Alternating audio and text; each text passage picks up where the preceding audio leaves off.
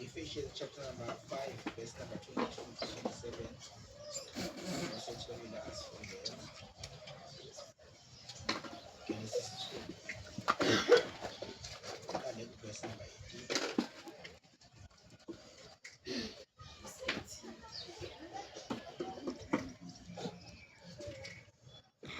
Usimakade uNkulunkulu wathi akukuhle umuntu ahlale yedwa ukuze umsize omfaneleyo.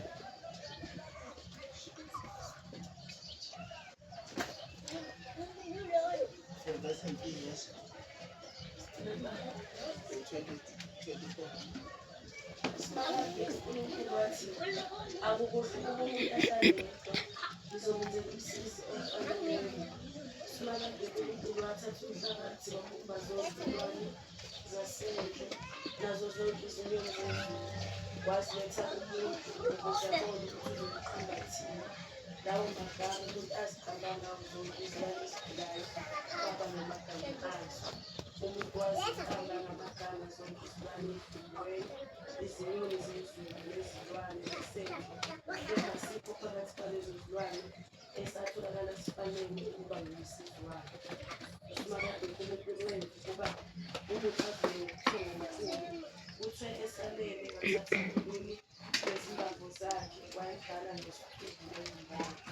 Usimakade uNkulunkulu wambumba owesifazane wobamba ethathe umuntu waseletha kuye. Umuntu wathi, manje lokhu useyithambo lamathambo ami nenyama yenyama yami.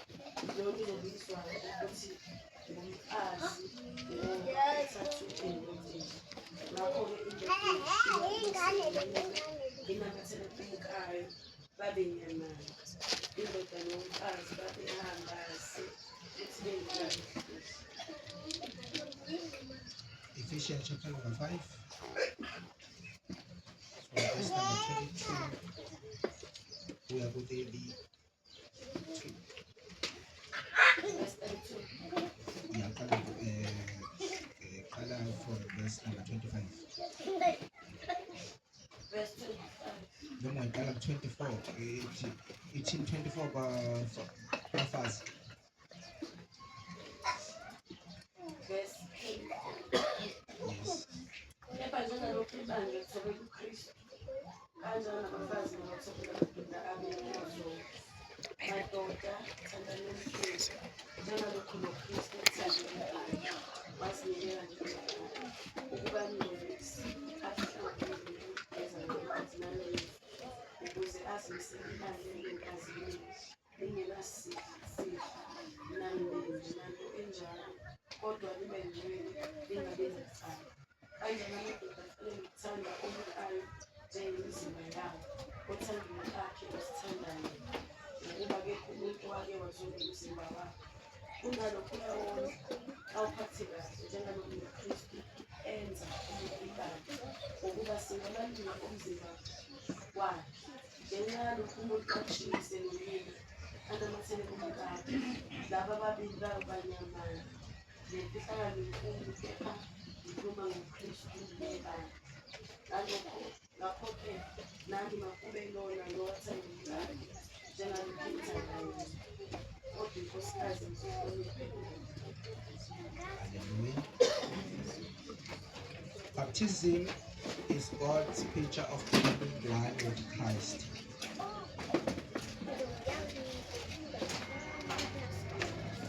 Sikhuluma la ngobhapatiso bazalwane. Siyaqeda namuhla but next week kufanele siye ebhaphatisweni.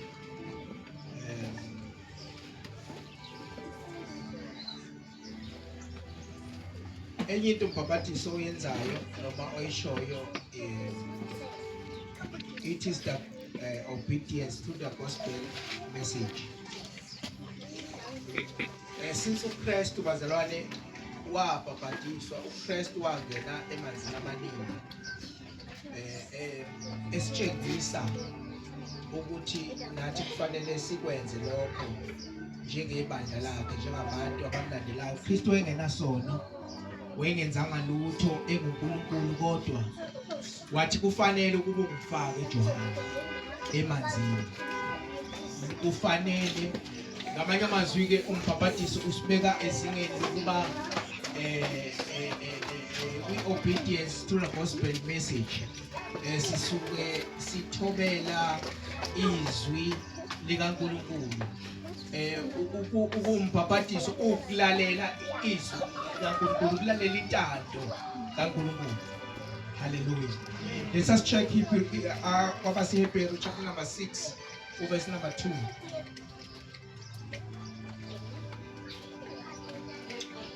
Yes. Umbhabhatiso ke bazalwane uyisigaba sokuqala.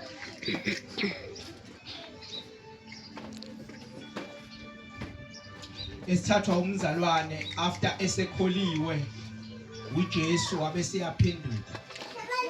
Isona sigaba nje sokuqala umbhabhatiso. Let us check Hebrews 6 verse number 2. Verse 2. Nemfundiso ngombhabhatiso ngokubeka izandla. Ngakho-ke masendlule emfundisweni yokuqala ngoKristu, ubekele phambili kokupheleleyo, singabuyi sibeke isisekelo sokuphenduka emsebenzini ehlukileyo nokukholwa ngoNkulunkulu. Nemfundiso ngombhabhatiso ngokubeka izandla, ukuvuka kwabafileyo nokwehluleka okuphakathi. Lokho siyakwenza uNkulunkulu. Hallelujah. So le ncwadi iveza ngokusobala ilento ukuthi umbhabhatiso uyi-basic, yona into yokuqala, it's our basic doctrine, into yokuqala esiyithathayo nokuthathwa umzalwane. After umzalwane esekholiwe uJesu, after umuntu esephendukile kuJesu, make aqala aphenduka, i-doctrine, i-basic doctrine yokuqala umzalwane ayithathayo, uthatha isinyathelo sokungena emanzini amaningi. Ungena emanzini amaningi, uma ucheck-a leli vesi liveza ngokusobala ukuthi enye yengxenye umbhabhatiso udlala ingxenye yokuba singabe sisabuyele emuva. Umbhabhatiso uyingxenye ukuthi singabe sisahalela o-anyanisi baseGibhithe. Hallelujah.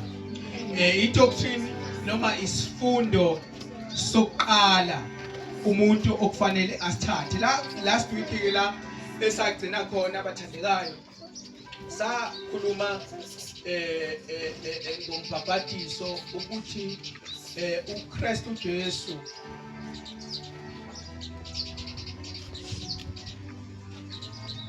check out last week ukuthi sathini.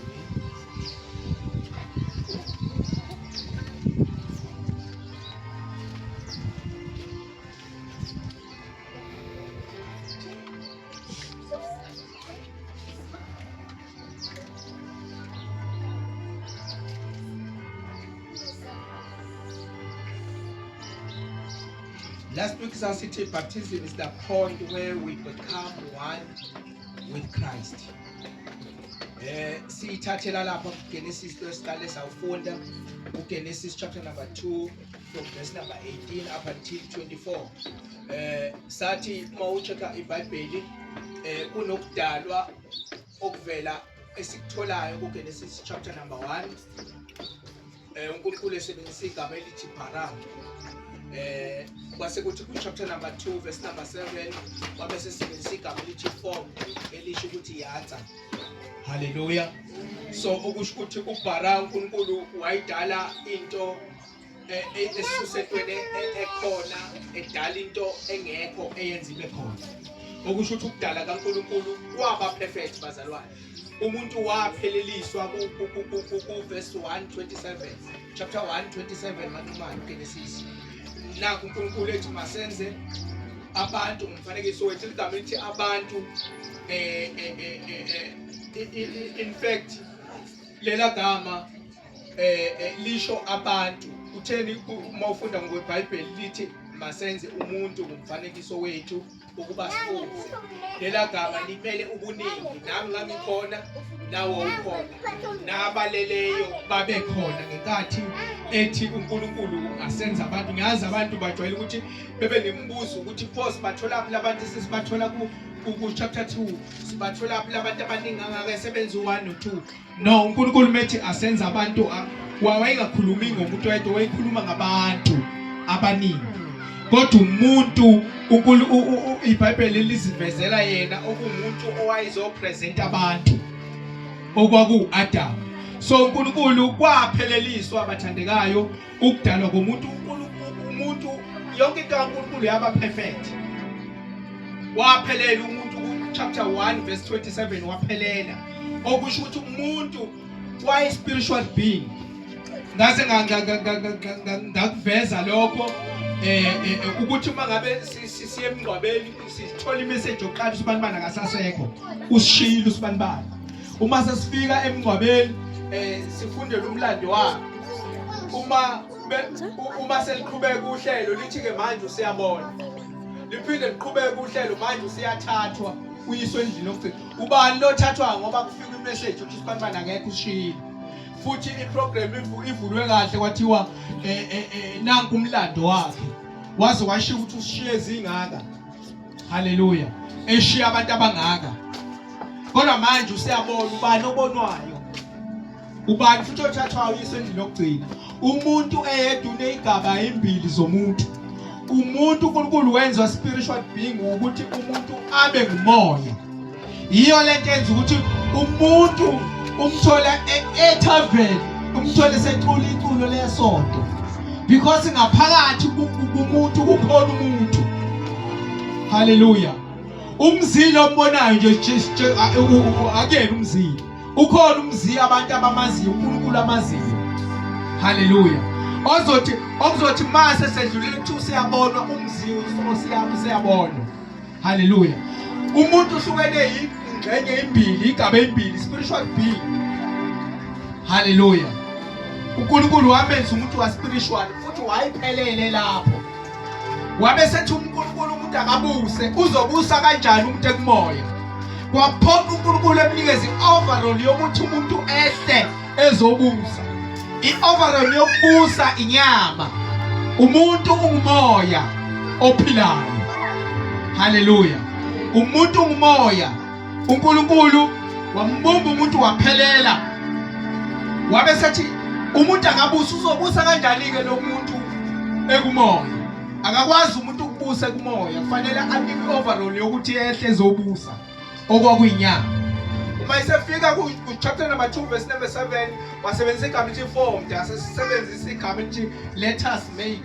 Usezothi formed okuyatha ngale ubara napha uyatha, okusho ukuthi noma umuntu wayekhona kodwa kwakumele ukuthi ebese kunikeza ke manje overall.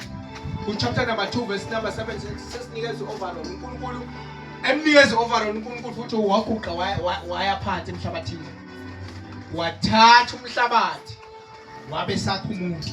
Wangagcina ngalokho uNkulunkulu waphinda futhi waphefumulela, wafaka umoya wakhe kuye. Ingxenye kaNkulunkulu yangena kumuntu. Kuyisimanga ingxenye kaNkulunkulu uthola ukuthi kunezinto kaNkulunkulu engenandaba nazo. Haleluya. Uyingxenye kanjani kaNkulunkulu futhi? Ama-Sundays wena ukho kodwa uyingxenye. Isound uyayizwa kodwa wena yinto enyakazayo kodwa wena uyingxenye.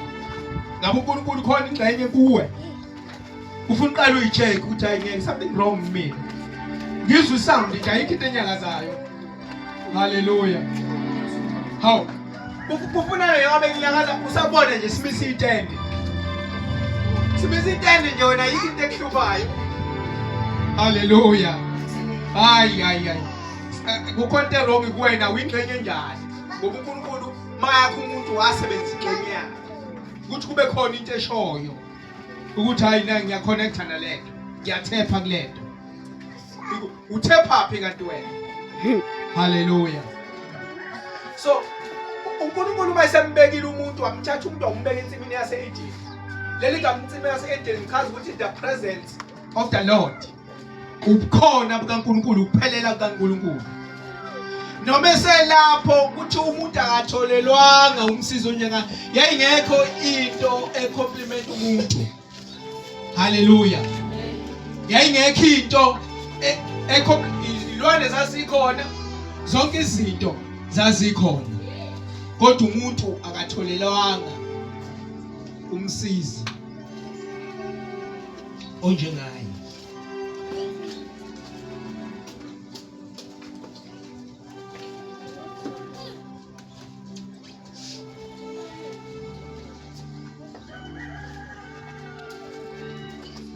Akatholelwanga umsizi onjengaye. Zonke izinto zazikhona, izilwane zazikhona bazalwane.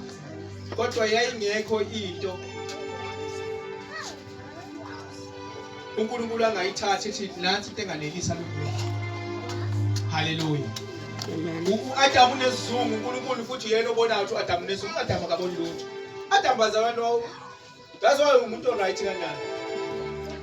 Adamu uyayisebenzela izinto naseyideli, uyiphushela iagenda yakhe. Into nje akana stress. Hallelujah. Akana nkinga, uyiphushela nje umsebenzi wakhe futhi uwenza ngokuthembeka umsebenzi wakhe. Akayiboni umyashoda. Hallelujah. Yena uvuka ekuseni nje makuthiwa uyathandazwa, ngiyathandaza. Manje ana nkinga nje akana stress. Uhappy nje. Hallelujah. Why happy bazalwane? Why happy ngempela? Eyedwa ensimini naseyidini. Hallelujah. Yebo bazalwane, asikho stress umuntu ayibangela sona njengokuthatha umuntu wesifazane ahlale naye. Stress. Hey. Check. 1 Corinthians. Check. 1 Corinthians bazalwane. Chapter 7, verse number 28. Yes. Verse number 28.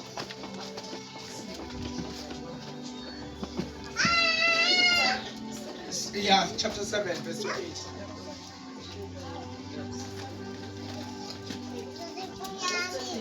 Yes. Kepha umugani awenzi isono. Lentombi umidana yona.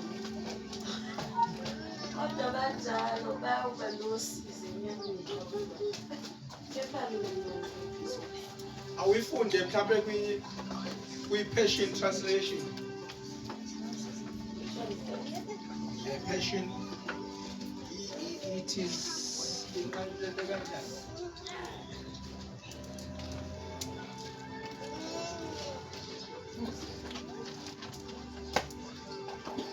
ngifuna any version as you take an additional stress.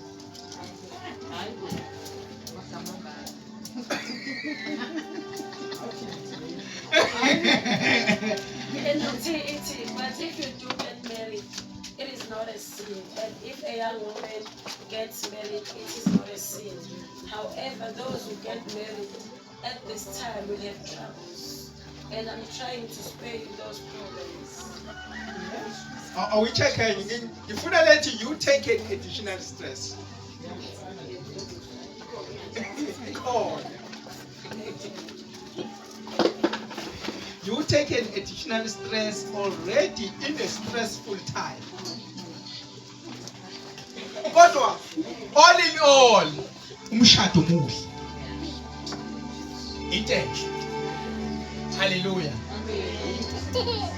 Although bezinsimbi encinetha but siyayidinga le nsimbi. Hallelujah. Stress is right. uAdamu wayiright bazalwane, yonke into yayiright, wayisebenza. Wayengaboni lutho apha thina uNkulunkulu kuyena obonayo isizungu. Oh. It's distressing. But even if you marry, you have not seen. And if a virgin marries, she verse 6. However, such individuals will have distress in their flesh, Oh, distress.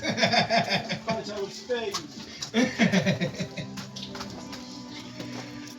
Kodwa kuhle bazalwane. Nice one kuhle. uNkulunkulu wayifuna a corresponding party. Hey. Ngoba bazalwane, lento corresponding party is serious kuNkulunkulu. Sasikhona ilwane but zazingewona ama corresponding party. uNkulunkulu wadesigner uAdam waphinde wazodesigner uEva ukuze kube i-corresponding party. Uma siya emshadweni sidinga ukubona lama corresponding parts ayi-2 kuphela. Only 2. A male and female. Hallelujah.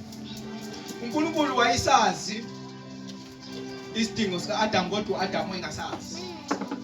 Wangayiboni enesizungu, wangayiboni enesidingo futhi. Kodwa uNkulunkulu wangenelela. Hallelujah. Kuyenzeka ke emsomo.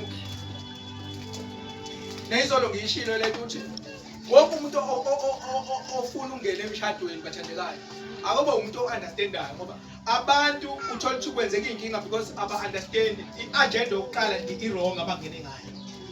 Omunye umuntu uthe ngena wathi senginempahla sengifuna manje ukuthatha umuntu wesifazane. Usumdala manje egana isonke seyidala lezo istress manje ngibona umsomi la awuzoganwa nini umsomi uzoze engafuni ukuze konziweni ulokho ebuzwa njalo umbuzo uzoganwa nini. Hallelujah. So ngabanye amazwi ukugana abanye bakuthatha umshado bakuthatha umuntu kufanele eganwe ngoba nakho usemdala kufanele eganwe manje ngoba uzongcatshwa ubani uzozilela ubani. Hallelujah. Inhloso esingena ngazo zihlukene. Kodwa marriage is God's idea. Singena ngeidea kaNkulunkulu. Funa sazi ukuthi uNkulunkulu ufunani. Sazi ukuthi uNkulunkulu yini ethe uNkulunkulu bazalwane njalo akha something ukunikeza indlela ozoyakha ngayo leyo. Hallelujah. Even ngisho Noah wakhe umkhumbi wamnikeza uthi Noah nazi izinto ezisebenzisa kumkhumbi ngoba uNoah mayengayisebenzisa lezi zinto kumkhumbi wayezomangala sekufika ivu umkhumbi esebona sengena amanzi ngaphakathi. Why? uNkulunkulu nje mayinikeza iassignment uzokunikeza ukuthi iassignment uzoyengisha kanjani. Hallelujah. Umshado into enhle bazalwane. Into enhle. So sibheka ke indlela uNkulunkulu ayidesigne ngayo bese sithatha lesihloko sithi baptism is the point where we become one with Christ.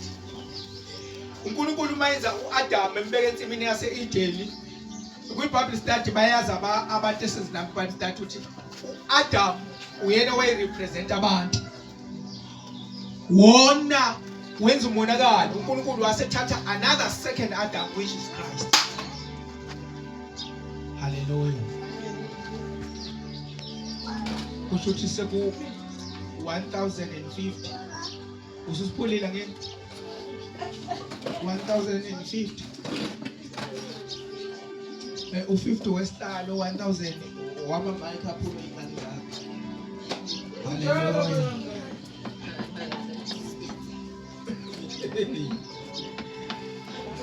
Baptism is the point where we become one with Christ.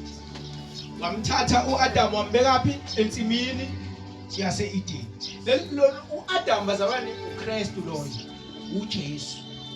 Hallelujah. uJesu yena wayenesizungu efuna a corresponding party okwakuyibandla lakhe. Ibandla lungumakoti kaKristu. Hallelujah. Ibandla lingumakoti kaKristu. uNkulunkulu wambeka wamlalisa ubuthongo uJesu wabe sekhipha ingxenye olunye lwezimbabho zakhe okuyingxenye yakhe uKristu. akethini wakhipha umbambo ingcenye wabe sevali ngenyama lakhe because okusho ukuthi ingcenye yakhe ibandla ingcenye yathathwa kuKristu. Haleluya. Ingcenye yakhe uKristu ingcenye yathathwa kwathathwa ingcenye yaNkulunkulu yafakwa kuKristu. Mase kwenziwa uKristu ulalisa uKristu ukhishwa umbambo wavalwa ngenyama kwabe sekuzokwakhiwa ibandla elingumyeni kaKristu. Haleluya. Uma esevukile uKristu kunamagama washoyo athi lo uyithambo lamathambane nenyama yenyama yakhe. Okusho ukuthi uKristu wayibona yena mayivuka ebuthongweni. Wayibona yena wabona ingcenye yakhe. Last week sathi zintathu ingcenye sakhuluma ngazo i-recognition uthi wasi-recognize wathi bone of my bones lo uyithambo lamathambane. Uma siya kwi-baptism bazalwane ila okusuke kwenziwa khona ama-vows enye engcenye uKristu yena oshoyo ukuthi lo uyithambo lamathambane. Thina kwethu uma siya emabhapathisweni sisuke senza a public declaration. Sisuke simvuma umyeni wethu phambi kwabantu ukuze yena siyibeke ethubeni elingcono ukuthi asivume yena phambi kaNkulunkulu. Ngoba ukuya emabhapathisweni ingcenye yokumvuma phambi kwabantu. Phambi kwabantu wena uthi wena ushada noKristu uyeka isono. Phambi kukaSathane wena uthi ushada noKristu. Phambi kwabantu abazobe bekubona ukuthi umKristu akakhulumi kanje. UmKristu akahambi kanje. Phambi kwabantu usuke wena udeclare public uthi wena umyeni wakho uKristu. Ukuthi wena uyiChristian. So uyibeka ethubeni lokuba naye phambi kaNkulunkulu. Athi lo uyithambo lamathambo akho. Kuyokwenzeka one day isitha noma isono sime phambi kaNkulunkulu. Sithi lo uhleze nami njalo day. Kodwa uKristu uyothi lo uyithambo lamathambo akho.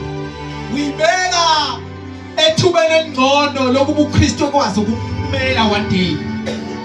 Haleluya. Isono sithi siqeda ngawe naye ngapha uyadeclare uthi lo uyithambo lamathambo akho. Ngamanye amazwi ibalekile lengcenye kumzalwane. Basic doctrine of Christian. Uyongena emanzini amaningi usuku wenza a public declaration. Umvuma phambi kwabantu. Haleluya. Iyona ngcenye engumshado. Umbhabhatiso ufana nomshado. Umbhabhatiso ufana nokumfuziselo wethuna wokufa. Haleluya. Uma siya lapha emanzini amaningi uyayibona nje ibhokisi le. Usuke ulibona ibhokisi ongena kulo. Haleluya. Uma siya emanzini amaningi usuke ubona isigcawu sakho manxumana. Ihall. Usuke uyibona ihall. Haleluya. Uthi ngizongena ebudlelwaneni noKristu. Umbhabhatiso usho leyo. Haleluya. Ubudlelwano kanye noKristu.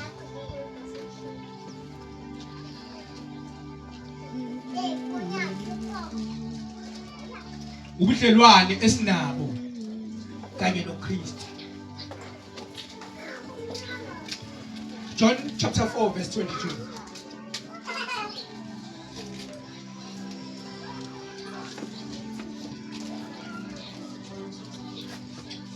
Verse 22. Insindiso bazalwane esiyamukelayo ngifuna si-understand masamukela insindiso sazi ukuthi samukela insindiso esincela kubaJuda. Haleluya. Asikwazi ukuthi sizodla ifa lika Abraham if thina singabekanga ethubeni elingcono ukuthi sikwazi ukushareisha noma ukushare ifa noma izibusiso zika Abraham. Sizozidla kanjani izibusiso zika Abraham? singaphandle kombuso. 4:22. Mina ngikhonza ngingakwaziyo, kodwa thina sikhonza sikwaziyo ngokuba sivela kumaJuda. Kepha isikhathi siyeza futhi sesifikile manje, laba abakhonza ngokweqiniso bengakumkhonza Baba ngomoya nangeqiniso, ngoba uBaba ufuna bamkhonze kanjalo. Haleluya. Bazalwane, uma singena embhabhatisweni sisuke sizoba ingxenye yezathembiso ezathenjiswa uAbraham. Haleluya.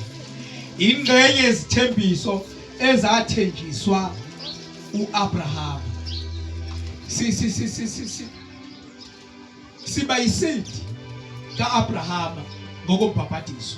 Ngaphandle kombhabhatiso asiyona ingxenye yezithembiso. Bazokutshela abakhulifilo izethembiso zenkosi uJesu.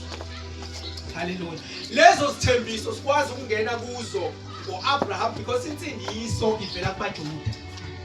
Insindiso ingeyabaJuda. Ukuze sikwazi ukungena esithebeni, sikwazi ukungena kwisidi kaAbraham, singena only ngombhabhatiso kuphela. Haleluya.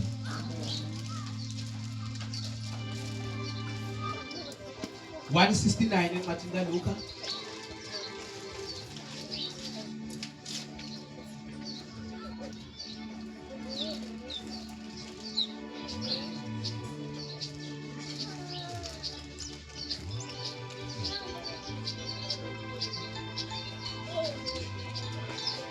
Obedience to the gospel.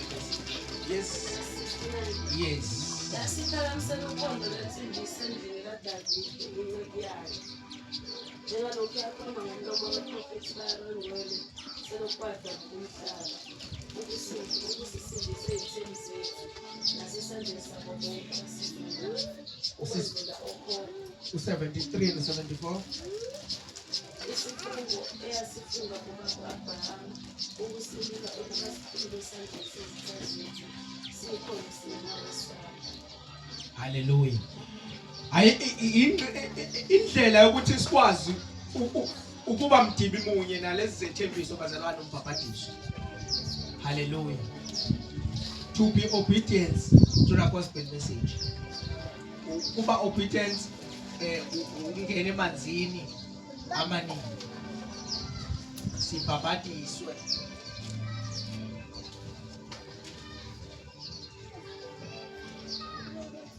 Ngaphandle kokumbhabhatiso bazalwane singaphandle kwesivumelwano futhi singaphandle nobudlelwane noNkulunkulu. Haleluya. Awucheke lapho 2:38 uPeter uthini?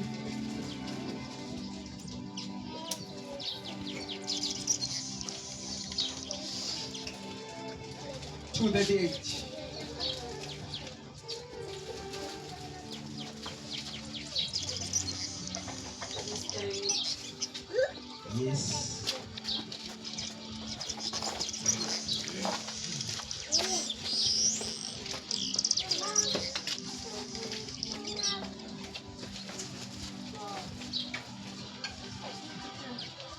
Yes. At Izenzo chapter 2 verse 38. You mean on chapter 3? Oh, 2:38.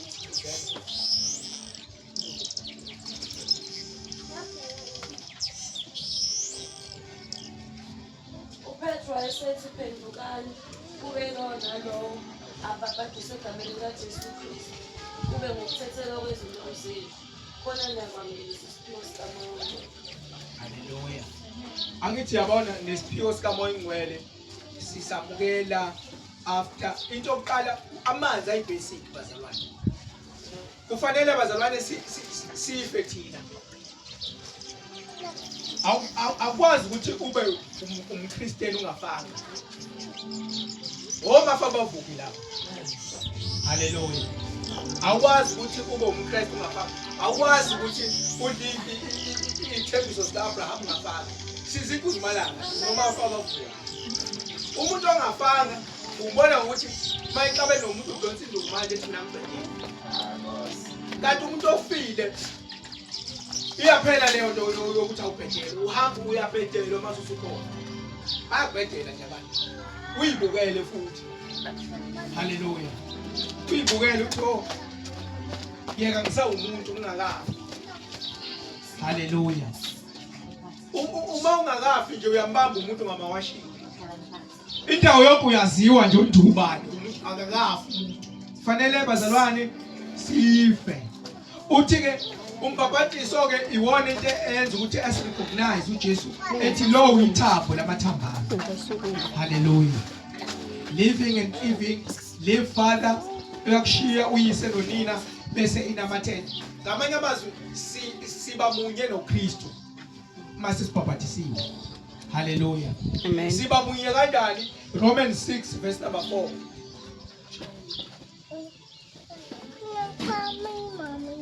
Romans 6 verse number 4.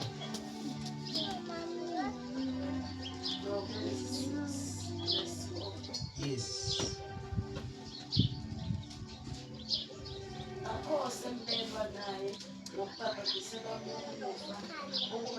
Akithi yabona thina naye sibamunye wakufanele siyombelo kanye naye.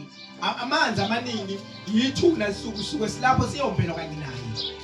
Bazalwane kumele sihambe sifile. Akwazi ukuthi ungazodla ithembiso sikaAbraham kodwa ungafaka. Namanje wena utshelwa nje. Haleluya.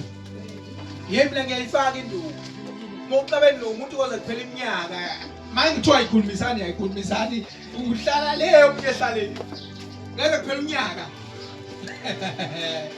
Abantu abafe bazalwane. Haleluya. Uzwathi uJohn ayikwazi imbewu ukuhlala. Angithi uma uthatha imbewu uyibeka lapha izodliwa izinyoni. Kodwa ukuze le mbewu ithele kufanele ife ingene ngaphansi kwenhlabathi. Mayingena ngaphansi kwenhlabathi iyafa. Ukufa kuyinikeza ukuthi ikwazi ukuthela ithele. Utamatisi owodwa. Uma ufuna ukutshala, uma ufuna ube notamatisi abaningi uthatha nje ulahla lapha ezaleni. Uma ulahla ezaleni inhlabathi izoqhamuka imbozo. Uyothi umila uyobe usunotamatisi abaningi because imbewu kufanele ife uzithele. Haleluya. Kufanele ufe kuqala. Kunezinto okufanele zife kuwena ukuze ukwazi ukuthela. Akwazi ukuthela ithele izinto ungafanga. Haleluya. Emanzini amaningi izithwe singene inhlabathi leya. Kufanele siqhume. Kuphuma abantu aba right. Haleluya. Yes ngumpaphathiso.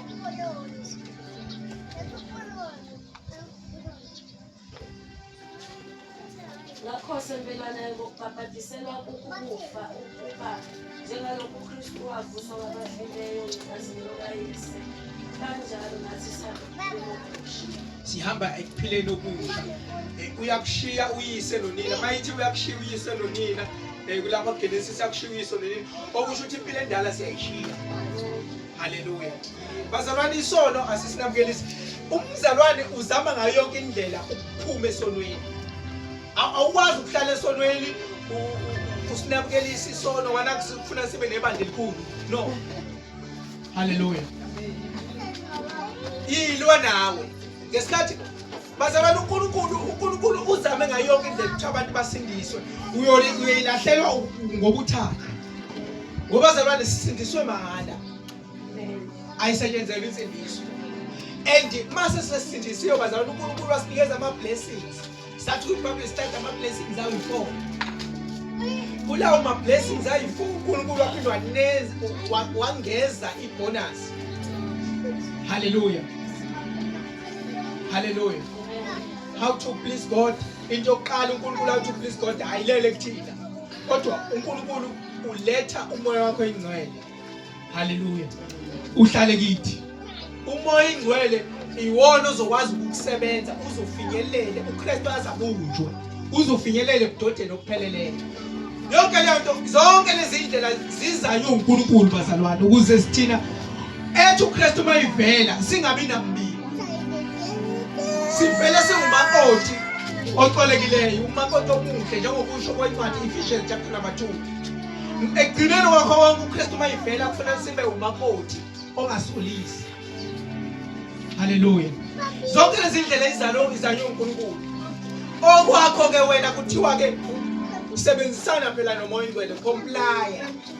Muzukugcina ngokukhomplayina, comply. Masithi comply, kunengxenye okufanele uyenze phela nawe.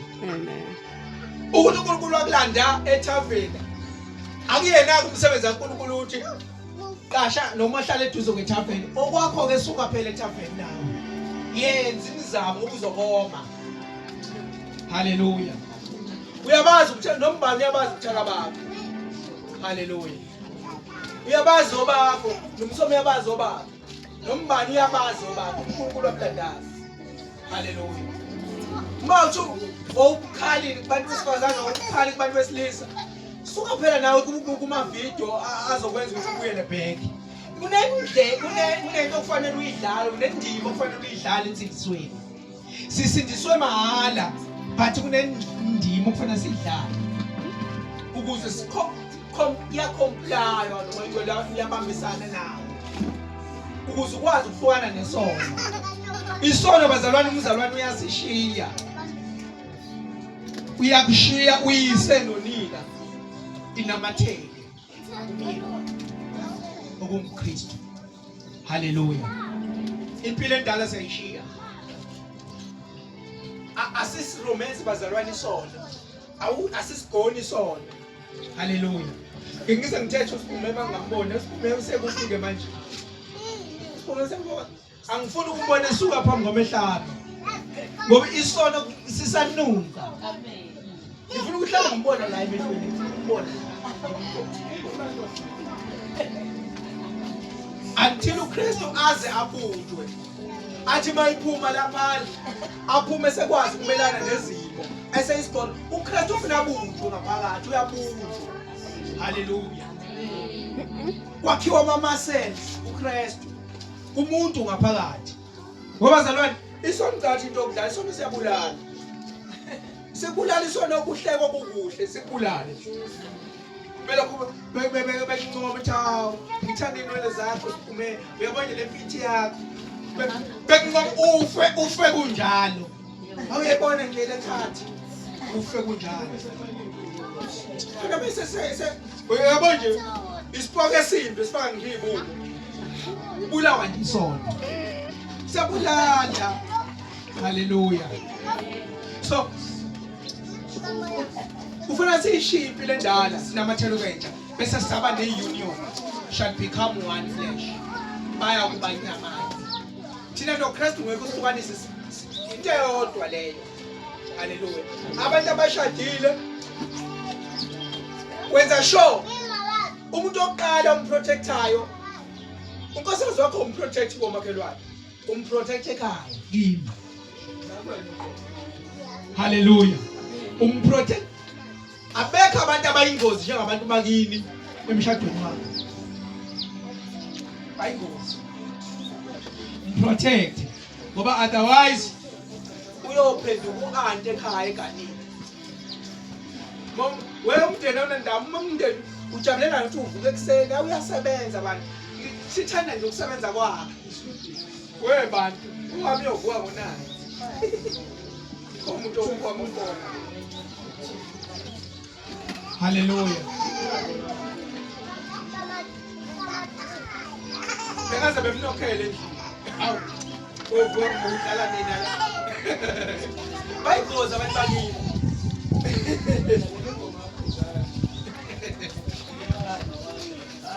Hayi Khuzani. Ufona after 3 months. Ayikho serious. Awu, kusho yena ukuthi ufona after 3 months. Enyama le. Sivala kanjena bazalwane. The full revelation of Christ and the church. Hallelujah. Christ loves like a husband. uKristu bazalwane uthanda njengomyeni. Verse number 25. Verse number 25 sana. Ephesians. Sivala ngawo ke manje la kanje. Christ loves like a husband. Ephesians 5:25. Verse 25. Madoda thandani omkhulu njenganombusiso ethandekayo wazinikela. Bazalwane othandweni kunalento esithi sacrifice. Hallelujah. Uyazi uthandweni uyasacrifice ukuze uthando lwakho lukwazi ukuqhubeka.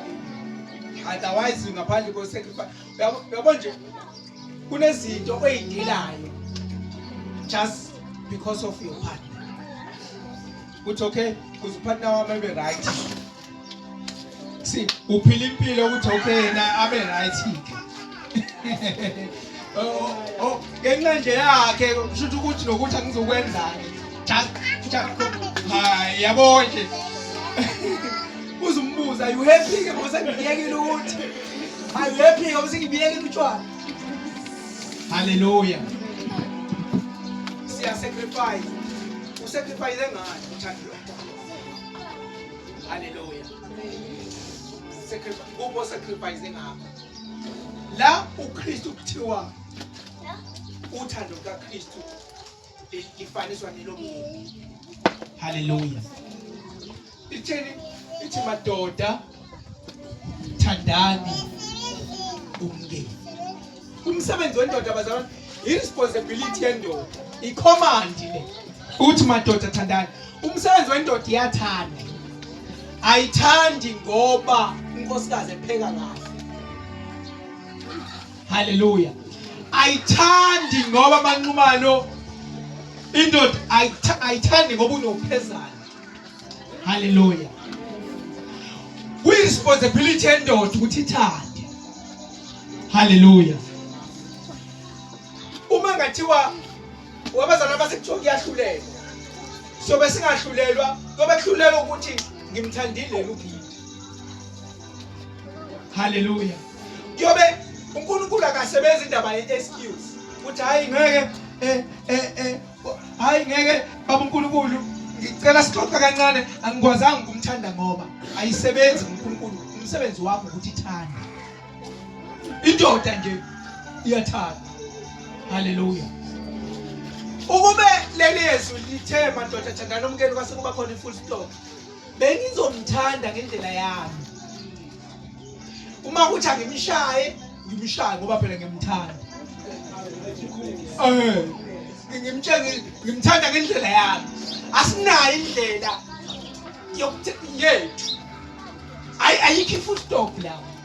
Kunalokho kuthiwa phefumula bese udonsa umoya ngoba okulandelayo ikhona okubalekile. Yes, sithando sami. Madoda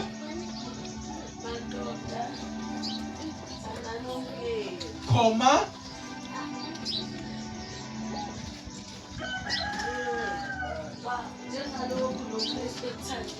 njengalokhu noKristu elithandile ibandla. Hallelujah. Angithi uyabona ukhona abantu emesesimtshali abathi hayi ngeke hayi uyangithanda ngoba ungishayile. Hayi utshakisa ukungithanda. Angithi yabo indlela yakhe yokuthanda. Hallelujah. Omunye bathi ngithanda ngonyaka. Kahle. Ushayi. Kodwa la ekuthandeni bazalwane ake sikhulumele ibandla. Ake sibakhulumela abafana amadoda. Athi kuthiwa indoda enjani le eqala icule esontweni. Hallelujah. Ushodana ubaba udokotela. Indoda enjani? Ngoba abantu banayo i-definition yendoda. I-definition yendoda umuntu onenkani ongayisontweni. I-definition yendoda umuntu oshayayo. Angithi yabo abantu banayo i-definition. Bathi ngiyathanda ngoba siqale kuGenesis wayithola i-definition yendoda. Wayithola indoda ukuthi yini umsebenzi wayo. Hallelujah. I-definition yendoda. Hallelujah. Webazalwane uma siza esontweni kanti sisuke sizonjani? Sisuke sizofunda ukuthi uKristu uyithande kanjani ibandla. Ngalolo thando esibona uKristu elenza iyona ndlela ufuna sithande ngayo amakhosikazi. uma usibona size esontweni sizofunda ukuthi unkosikazi uthandwa kanjani.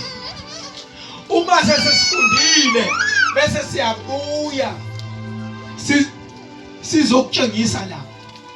Nazi ithelo ngikufundile esontweni uthando phela.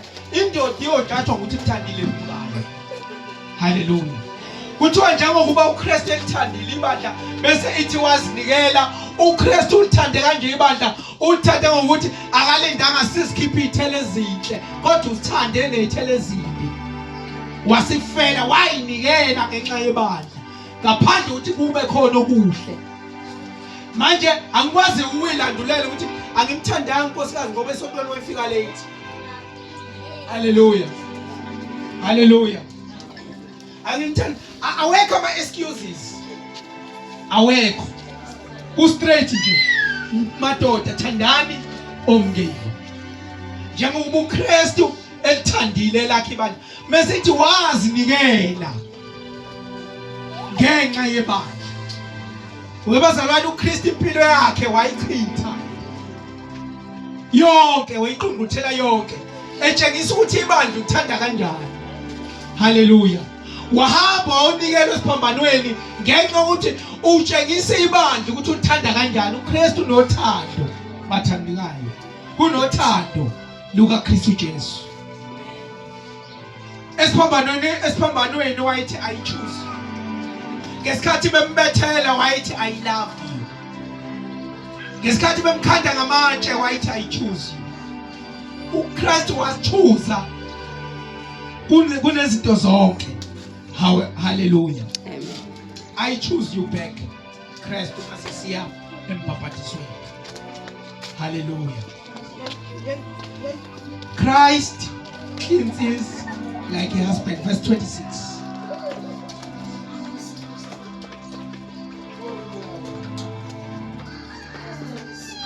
Yes. Ukuba alindolise alihlambulule ngokuligeza ngamanzi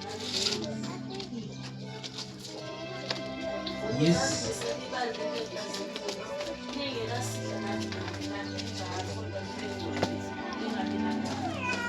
Besumatanisa nezenzo chapter 22 verse 16.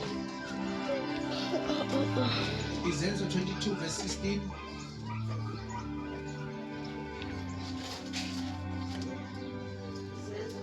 Waligeza ibandla ngesikhezo samanzi. Baptism. Wabe eselungisela njengomyeni elungisa umakoti wakhe. Hallelujah. Yonke lento uNkulunkulu ayizenzela yena ukuthi angifuni ukuthi ngosuku lokubuya kaJesu uJesu ame nomuntu ongenayo imakeup. Imakeup kaJesu ukunikeza umphaphathiso aphinda akunikeza umoya ingcwele. Mase esenikezile umoya ingcwele wona ozokulungisa ugcine uphila impilo right. Ugcine uhlukene nezono usizwa umoya ingcwele. Lento uNkulunkulu uzenzela yena ukuthi uma isemi uJesu engami nomuntu ongemuhle ngoba uJesu akafuni ukuthi mayikhuluma ngomakoti wakhe ethi hayi ulapha nje siphambane esixukwini ulapha nje esixukwini. Hayi mina ngathanda umoya wakhe. Hallelujah. Ngathanda umoya wakhe. Angithi umuzi umuntu ononkosikazi omuntu emndenini ave behlekane emndenini emakhaya behlekane. Uthi hayi nje usheshasho ma efika nomuntu omubi. Athi hayi nje ngathanda umoya wakhe unomoya omuhle bandla. Ambali nombona ngale kamerweni. Hayi unomoya omuhle. Makathi unomoya omuhle uvela ubona hayi noma singangaya hayi asibambelele emoyeni omuhle. Kwanele. Ngoba ave behlekane emakhaya ubhuti. Hallelujah. Abahlekane indoda. Awu. Ungaze ubuye nento nje. Bazalwane, uNkulunkulu akafuni ukuhlekwa ngosuku lokugcina. Uyayilungiselela umyeni wakhe. Umakoti wakhe uyayilungiselela. Ulungise ngayo yonke indlela bazalwane. uNkulunkulu uzame ngayo yonke indlela ukuthi sibe bahle. Sihlulekele thina. Hallelujah. Wadeposit umoya wakhe engcwele. Udeposit ukuthini? Ilethe sithi certification. Hallelujah. I-sanctification ukusebenza kamoya ingcwele sebenza umuntu ukuze umuntu afike uJesu umzwane buye uJesu singabe khona umehluko uNkulunkulu akamfuni umuntu onembili. Haleluya. Wasilungisa ngokugezwa asilungisise kahle. Yes 22:16. usalindele na sokubhabhadiswe uhlambulule izono zakho ngokukhuleka nayo. Uhlambulule masibhabhatiswa. Ukhona umfundisi owake wabuza ngesikhathi eqeda i-public study. Uma iqeda i-public study ingane entombazane e9 years isibuza kumfana baxoxa nje emotweni. Uyezwa yena ungaphambili ingane engemuva sixoxa zonke ingane. Le enye umfana omncane ubuza kudadewabo ona9 years. Uthi yini umbhabhadiso lo kade kukhulunywa ngayo yini lona lelo? Usokwenziwani ngombhabhadiso? Isithi le ingane entombazane hayi embhabhadisweni ila okusala khona izono zamuntu. Izono zethu zisala khona. Haleluya. So bazalwane uthini uPaul noMpeter nokhuluma 22:16. Yes, liphinde. Usalindele na Yes. sokubhabhadiswe uhlambulule izono zakho ngokukhuleka nayo. Webazalwane khona isalindile sukumane umbhabhadiso. Umbhabhadiso usho ukucika. Umbhabhadiso usho ukufa. Umbhabhadiso usho ukuvuka. Umbhabhadiso umele umshado. Umbhabhadiso unika ithuba elingcono lokuthi udle izethembiso zika-Abraham. Webazalwane kunezithembiso ezathenjiswa uAbraham. Lezo zethembiso usethubeni elingcono mabe uzongena emanzini amaningi. Emanzini amaningi bazalwane sihlambulula izono. Haleluya. Asiresponde kwi-gospel message. I-response yethu ukuba sibhabhadiswe siye emanzini amaningi. Umbhabhadiso sibhabhadiswa kanye bazalwane, asibhabhadiswa kwi-domination ethile, asibhabhadiswe ebandleni ethile, sibhabhadiswe egameni likaJesu. Haleluya. Sibhabhadiswe egameni likaJesu. Ungena kanye emanzini. Hayi ukuthi njalo every Friday uye emanzini. Haleluya. Kukhona into eyenziwa izayona awungewona umbhabhadiso. Leyo ukuthi uyocula njalo emanzini akuwona umbhabhadiso. Umbhabhadiso uya kanye ucwile uhlanza izono. Hallelujah. Christ presents a glorious bride. 27. The last point of the night. Christ presents a glorious bride. Verse 27, Ephesians 5:27. Yes. Ukuze azimisele ibandla nenkazimulo lingenasihlana libe ngcwele lingabi nancane. Umbhabhadiso bazalwane akhona nje just ukuthi ungene emanzini yomanda. But umbhabhadiso usho not ukuthi nje uzocwila emanzini, usho i-identity yakho. Not ukuthi uzocwila lapha ube manzi, kodwa la ufumana khona i-identity. Uphuma emanzini usuphumela phandle, usungothandiweyo, usumunye kanye noKristu. So what does one with Christ in baptism mean for us? Umbhabhadiso bazalwane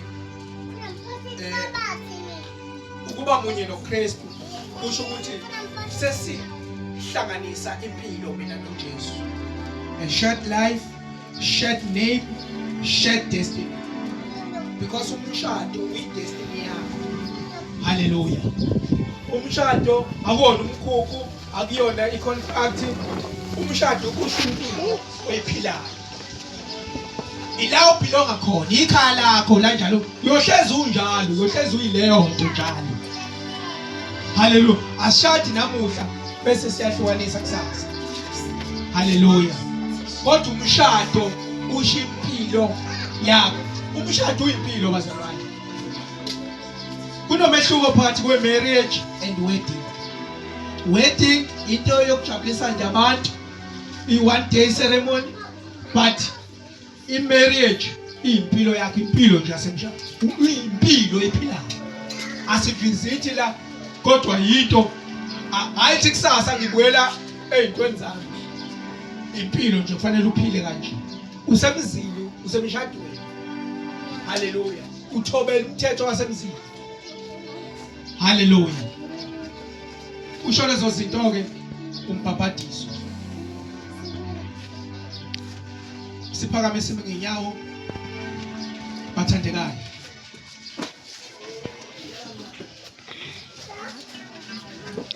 Umbhabhadiso ke bazalwane, it's your wedding day. Usuku lwakho lomgcagco. Hallelujah. Bese ke sizo enjoy impilo after that.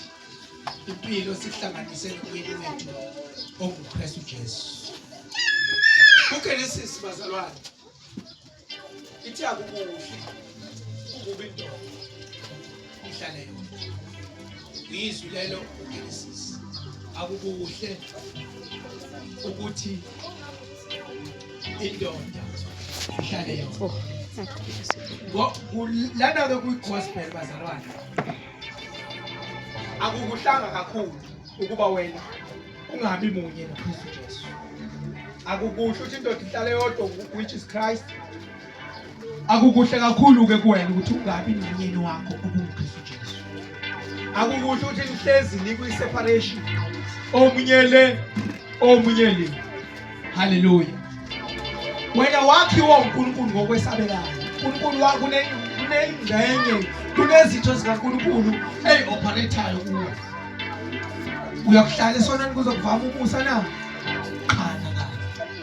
Uma ekhona uthi ngiyafisa ukwazana noKristu Jesu. Siqale ngaye. Othi ngiyafisa ukuba nomyeni onguKristu Jesu. Ngoba bazalwane sinomyeni uKristu. Sinomyeni osithandayo. Sinomyeni osinakekelayo.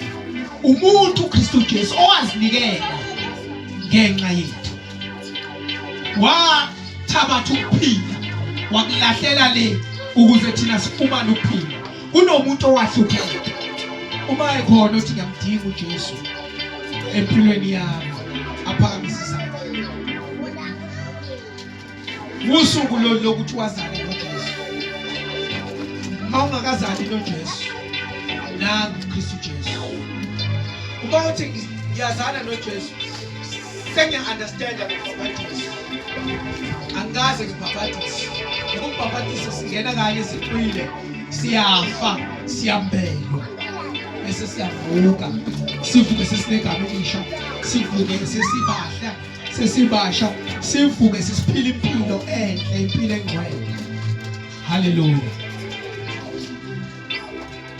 Uma ekhona othi ngiyaludinga lo bhabhadiso, ethatha istep sokuya phambili. Because on Sunday ekuseni siya ebhabhadisweni. So ngifuna ukubona abantu abafuna ubhabhadiso. Eze nje phambili. Othi ubhabhadise. Nababona last week.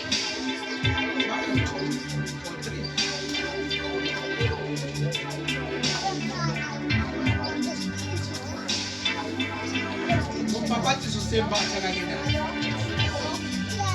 1 Corinthians chapter 6 verse 17. Siba munye kanye noKristu ngombhabhadiso. Michael othi ngiyamdinga uJesu. Apha isandla sakhe bethi ngiyamdinga ubhabhadiso. Eze phambili.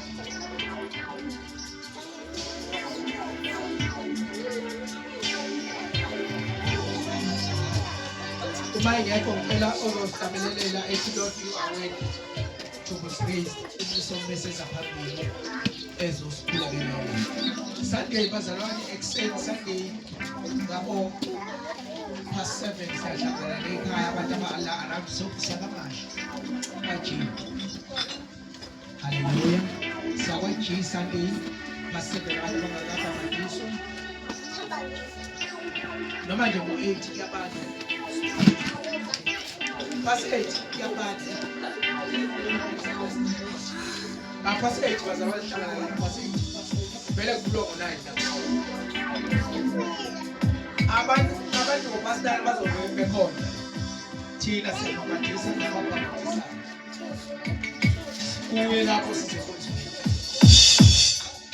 akuyenzeka one Sunday ngicela besiqhubeka uStar White noma uStar Black abantu white no black iphatha uKeterand